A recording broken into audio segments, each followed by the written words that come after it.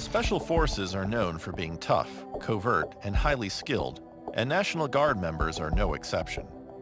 Army Staff Sergeant Adam Fishman shows us what it takes to be a National Guard Special Forces member and how they get to and from their objectives.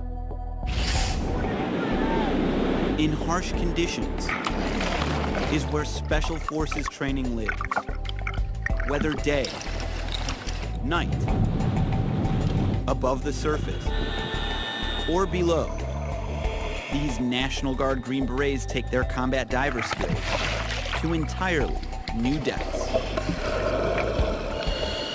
But arriving at a landing zone accurately and hopping on a Coast Guard response boat to get to a training location requires planning. It's all about relationships and building relationships out here with us, especially in the Guard side of the house. So we got the Dragons from 7th Group. We work with Florida Guard Aviation. We've got NAS, Naval Station Mayport here. We got the Coast Guard we use with those two. I mean, also got the more aviation pieces out there. EOD was a big supporter on that side too. We use their facilities for the planning bays, and they also assisted us on the dive operations. And we hear it often said that, hey, you know, the Guard SF are the best at UW, unconventional warfare, just because of the relationships we have across the board with federal, local law enforcement, any kind of government agency out here. So for us, it's to maintain that piece and to push that piece even further. Appreciate it. Yep. Thank you. Yeah, we appreciate you guys. Having the Special Forces team there and just seeing how they work, it's definitely a different change of pace.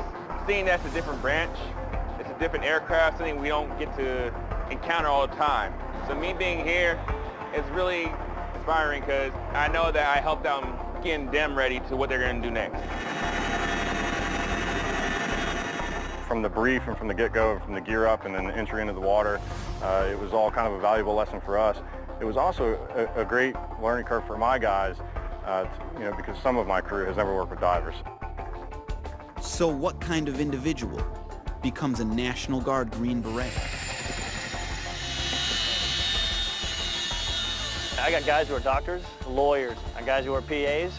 You know, he's an E7, but he's a doctor on the outside, you know. I got multiple guys like that, you know, Ivy League schools, you know, you got guys, they want to be a team guy when they're here, be that E6, E7, be a team guy, and then when they go back, they're a doctor and so forth in the outside world.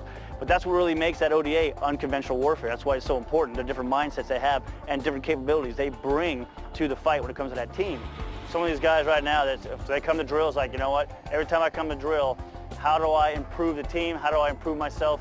How do I make it that I deserve to be on this team every time I come here? And I love that stuff. You know, it's important to me to be around those guys and keep them going. Reporting from Naval Station Mayport for National Guard Bureau Public Affairs, I'm Army Staff Sergeant Adam Fishman.